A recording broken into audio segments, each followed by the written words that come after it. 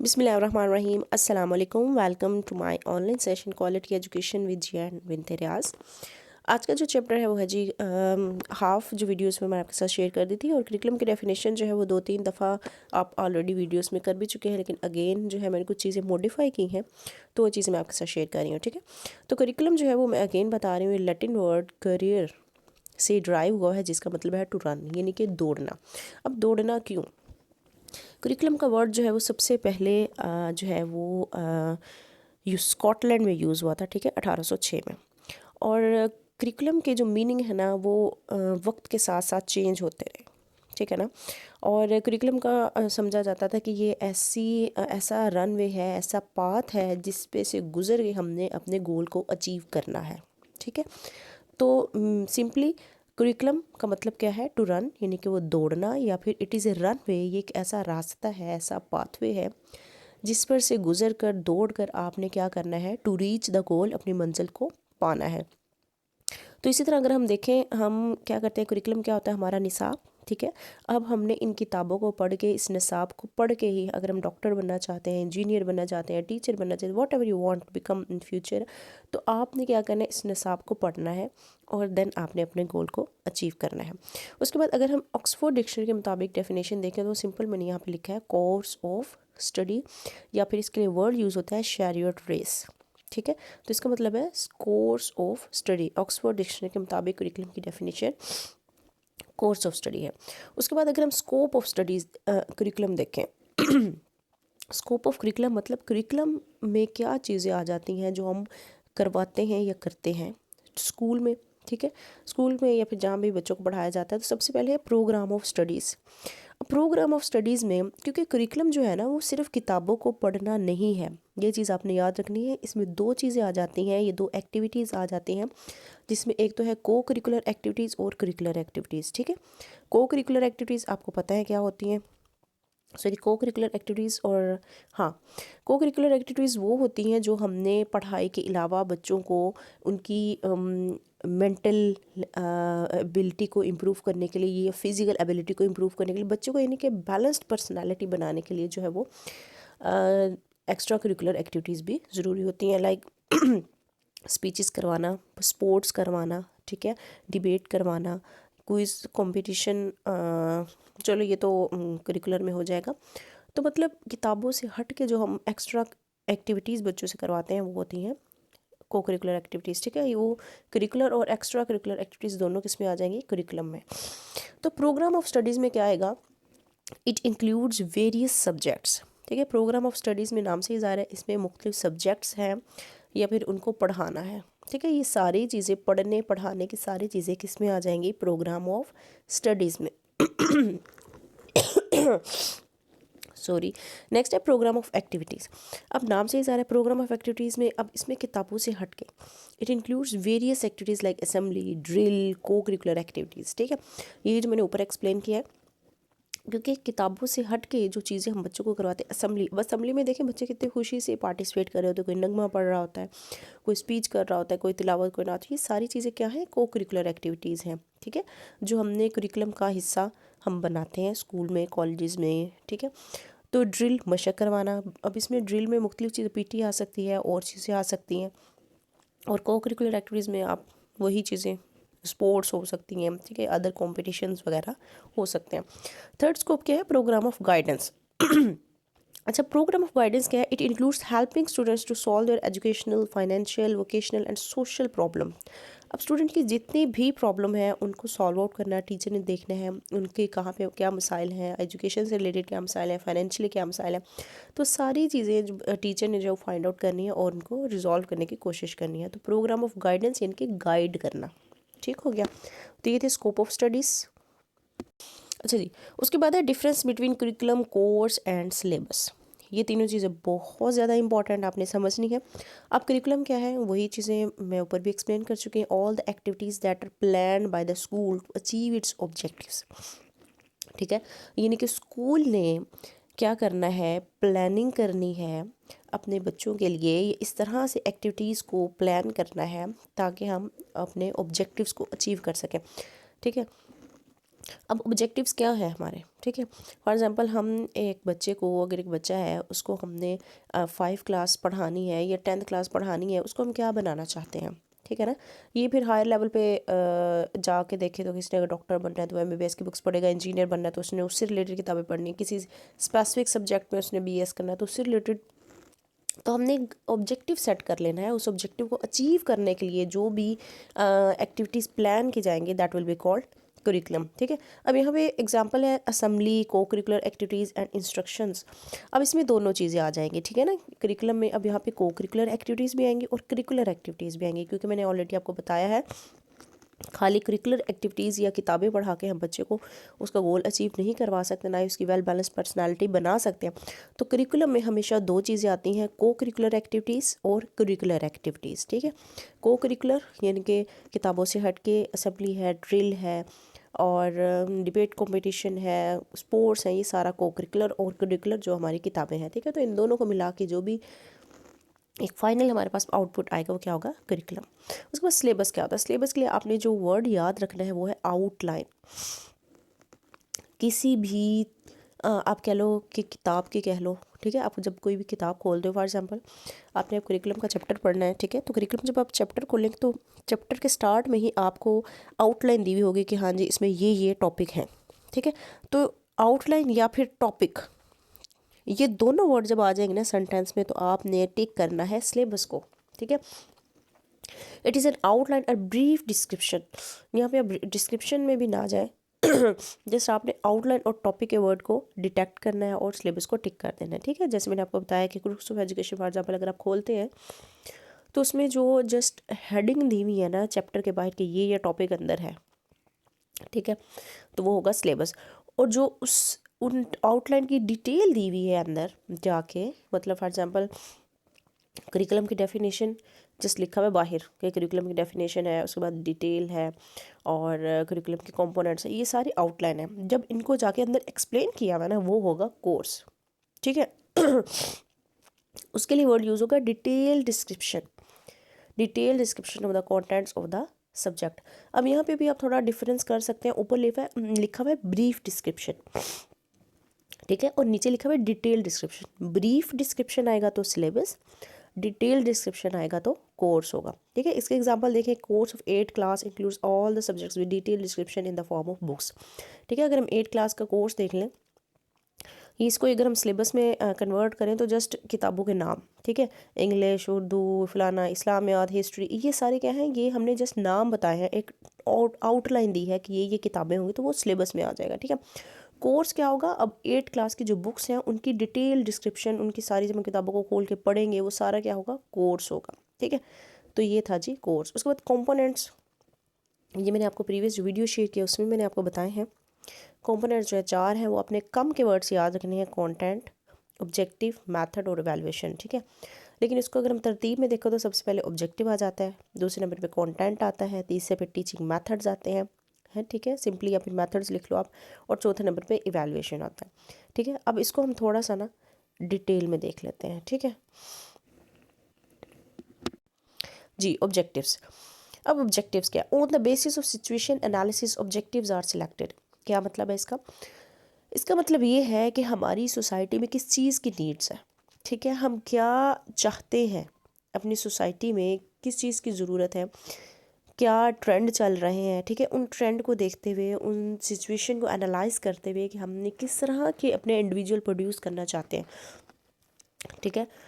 तो वक्त के साथ साथ जो है वो ज़रूरतें चेंज होती हैं, तो ज़रूरतें चेंज होगी तो हमारा करिकुलम भी इसीलिए चेंज होता है, ठीक है। करिकुलम की रिवीजन या करिकुलम चेंज इसीलिए होता है क्योंकि हमारी सोसाइटी में नीड्स चेंज हो जाती हैं।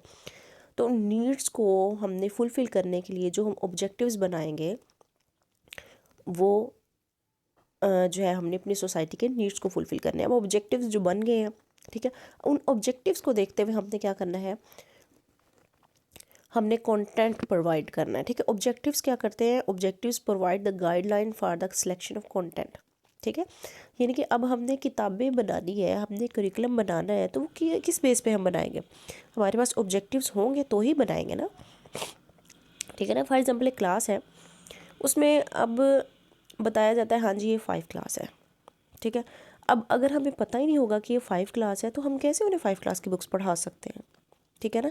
ये कोई 4 क्लास है या 10th क्लास है, जब हमें आपको पता होगा, आप जब आप बुक्स खोलते हैं तो बुक्स में हर जो चैप्टर है उसके स्टार्ट में ऑब्जेक्टिव्स दिए होते हैं, ठीक है। यानी कि उन ऑब्जेक्टिव्स में लिखा होता है कि हमने बच्चे को ये चैप्टर पढ़ाने के बाद हम ये ऑब्जेक्टिव्स अचीव कर लेंगे, इस काबिल हो जाएंगे, ठीक है ना। तो अब ऑब्जेक्टिव्स क्या है, फॉर एग्जांपल 5 क्लास की बुक्स हैं तो उसके ऑब्जेक्टिव्स क्या है, तो वो हमने देखनी है कि बच्चे का एक लेवल क्या है, ठीक है। और उन ऑब्जेक्टिव्स को अचीव करने के लिए हमने उसी हिसाब से कंटेंट की सिलेक्शन करनी है, ठीक है ना। ये ना हो कि 5वीं क्लास का बच्चा तो हम 10th क्लास की जो कंटेंट है वो बुक में ऐड कर लें, ऐसा नहीं, ठीक है। ऑब्जेक्टिव्स को देखते हुए, मकासद को देखते हुए, बच्चे की मेंटालिटी को देखते हुए अपने कंटेंट को जो है वो सिलेक्ट करना है, कंटेंट इनका मटेरियल। उसके बाद टीचिंग मेथड, अब includes teaching activities of the teacher. अब अच्छा, टीचिंग मेथड क्या है, आपने देखा हो कि मुख्तलिफ मटेरियल ऐसा होता है, हर मटेरियल मतलब बुक में जो ऐसा होता है जिसको हम एक मेथड से नहीं पढ़ा सकते, ठीक है।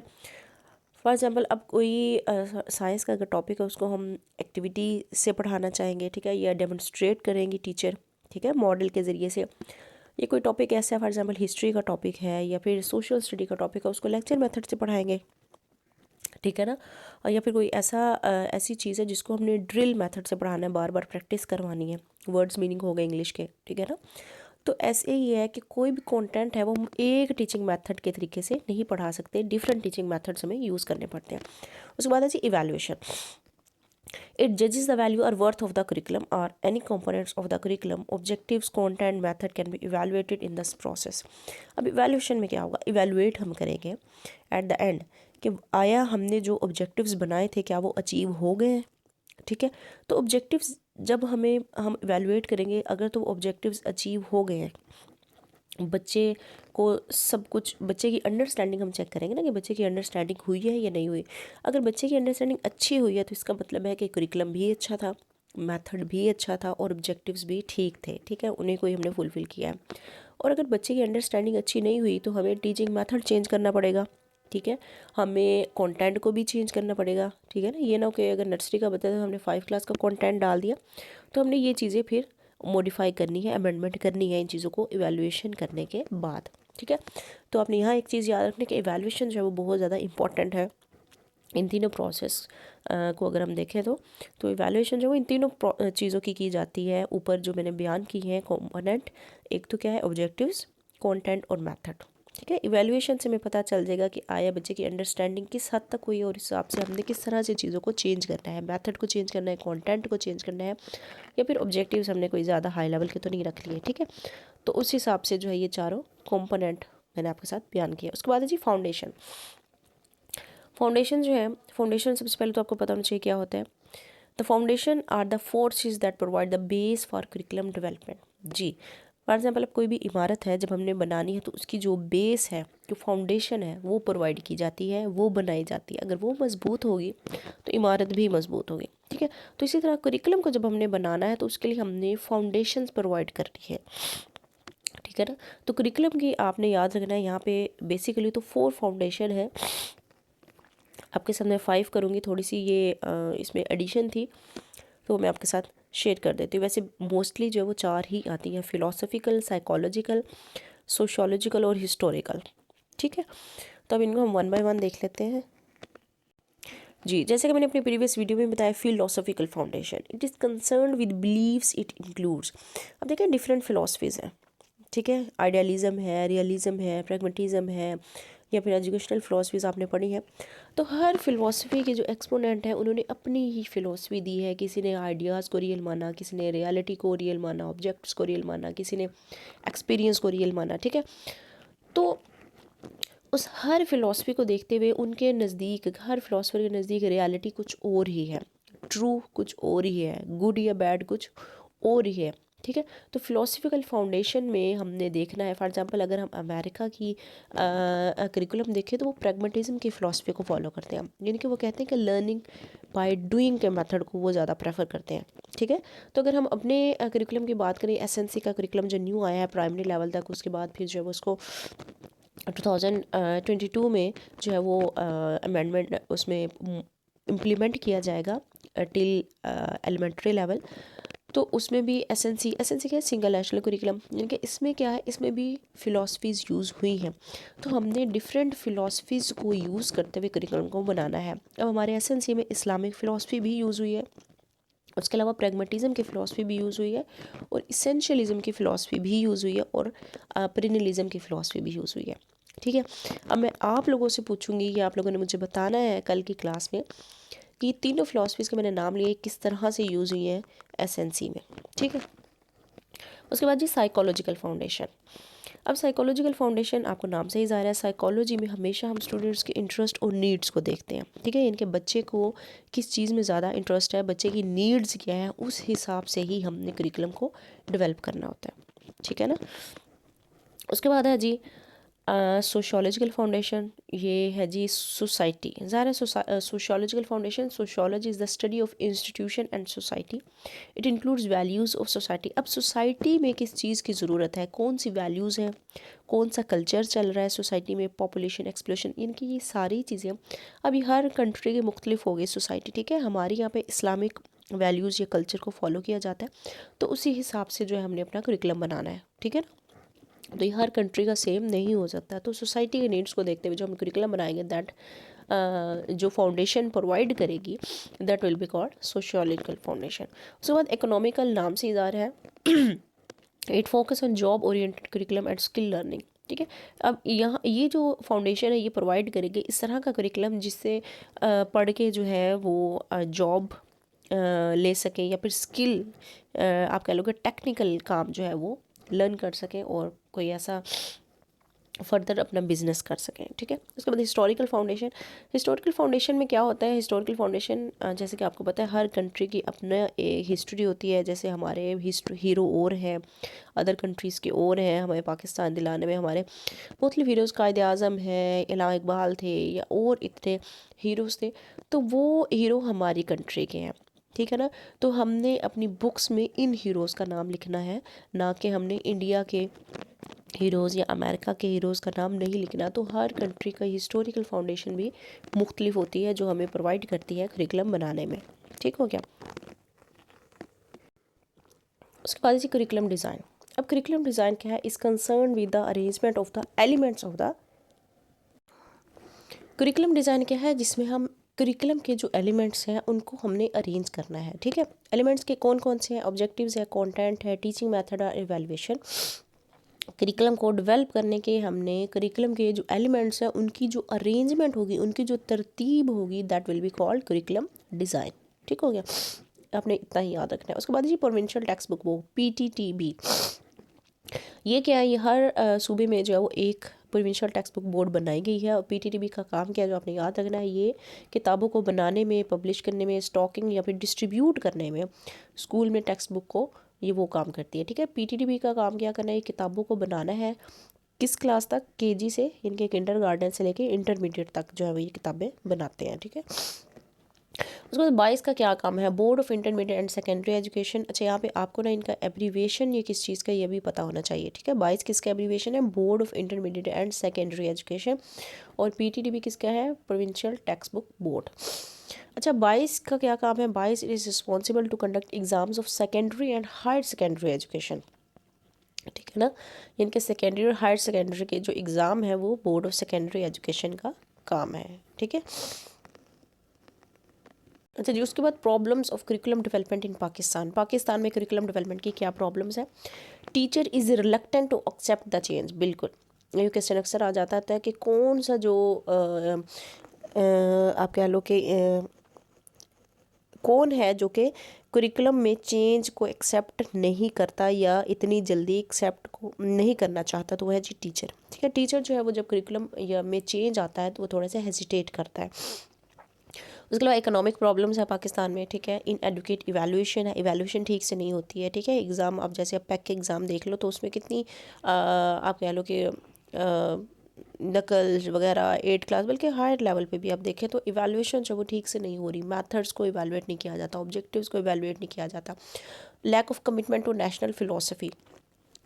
अब जो नेशनल फ़िलासफ़ी है, जो कौमी सतह पे जो फ़िलासफ़ी बनाई जाती है, लाइक SNC है अगर, तो उसमें हमने उस चीज़ को हमने एज इट इज़ हम फॉलो नहीं करते, लैक ऑफ कमिटमेंट है, ठीक है। हमने कमिटमेंट जो है की तो है, लेकिन हम उसको फुलफ़िल नहीं कर रहे होते, उसी तरह से हम चीज़ों को इम्प्लीमेंट नहीं कर रहे होते, ठीक है।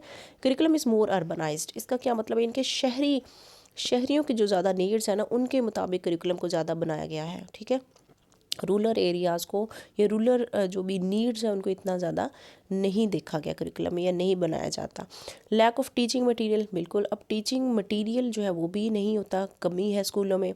अगर हमने साइंस पढ़ानी है, कॉलेजेस में भी लैब्स नहीं है, लेबॉर्ट्रीज़ नहीं है, अपरेटस नहीं होता, तो ये चीज़ें जो है वो काफ़ी ज़्यादा कमी है। डिसअप्रूवल ऑफ सोसाइटी, अब सोसाइटी की जो नीड्स हैं उनको भी इतने अच्छे से नहीं देखा जाता, हालांकि उनके हिसाब से जो करिकुलम बनाया जाता है, लेकिन फिर भी जो है उन चीज़ों को ग्राउंड रियलिटीज़ को देखते हुए उनको इम्प्लीमेंट नहीं किया जाता, ठीक है ना। जस्ट एक वो कहते हो कि सिलेबस कवर हो गया, लेकिन सोसाइटी की जो भी नीड्स हैं उनको डिसअप्रूव किया जाता है, उनको इतना सीरियस नहीं लिया जाता, ठीक है। तो ये कुछ प्रॉब्लम्स थी जो मैंने आपके साथ शेयर कर दी हैं। तो यही चीज़ें थी जो रह गई थी, वो मैंने आपके साथ शेयर कर दी हैं। इसको आपने 3-4 दफ़ा पढ़ना है अच्छे से, इंशाल्लाह फिर उम्मीद है कि आपको समझ आ जाएगी, ठीक है। अगर नहीं समझ आएगी तो आप डिस्कशन ग्रुप में क्वेश्चन लीव कर सकते हैं, आपको आंसर मिल जाएगा। इसके साथ ही मैं आपको कहूँगी अल्लाह हाफिज़ एंड बेस्ट ऑफ लक।